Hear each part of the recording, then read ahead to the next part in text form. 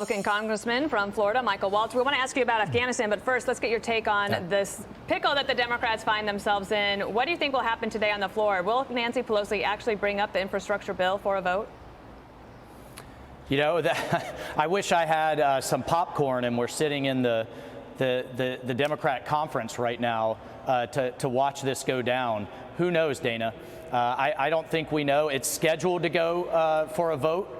But we'll see what she does. I mean, she's famous for saying she doesn't bring the bill unless she has the votes, and it doesn't look like she has the votes. I will say to a number of my Republican colleagues who are thinking about voting for it, this is a gateway to a $4.5 trillion monstrosity broken in two. And what's really a shame here, Dana and Bill, is that we need infrastructure.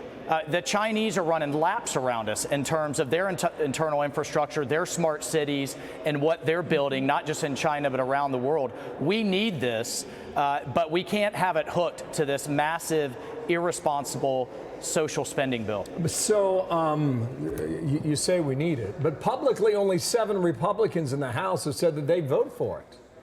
So if that's the case, this is all on Democrats to get it done or not. Well, that's right. And to be clear, I don't support the bill as it stands. What we need is infrastructure in this country.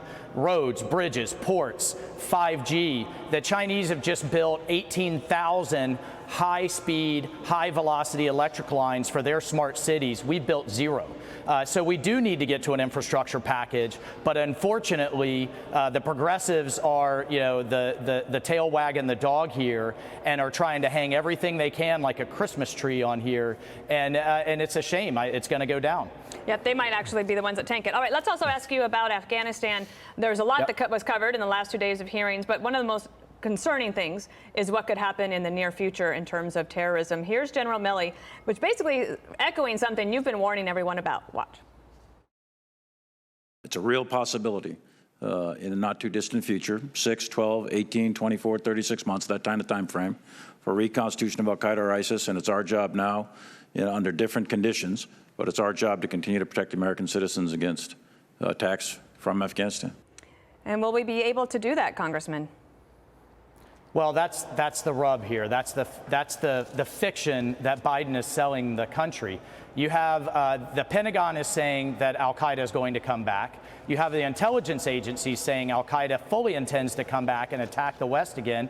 And you have the leader of al-Qaeda that has pledged allegiance to the leader of the Taliban. And now you have a Taliban caliphate with an army and air force, an international airport, and maybe even a central bank if they get their way to further their jihadi aims.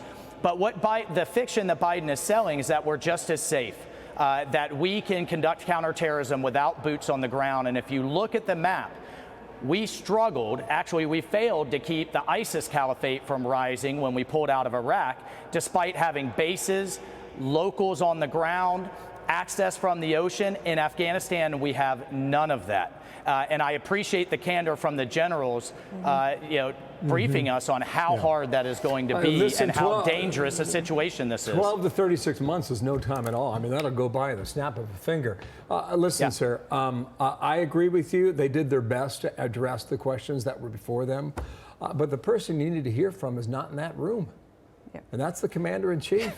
And he doesn't talk and he doesn't take questions on this at all. That's right. It's clear that he didn't listen and say what you want about President Trump. Clearly, he wanted to get out. We all wanted to get out. But at the end of the day, he listened to the advice he was given and left a base, left soldiers, and left a functioning Afghan army to keep a lid on terrorism. President Biden didn't listen. I don't know who he's listening to. A lot of this smells like Susan Rice and John Kerry, who drove the policy in Iraq that led to the ISIS caliphate, attacks across Europe, and attacks in the United States. America's far less safe. And what's so upsetting to me, it's not a matter of if, but when we're going to have to go back to deal with it. Thank you, sir, for your time. Congressman Michael Waltz, always good to see you. Veteran out of Florida. Appreciate you. Thank you so much.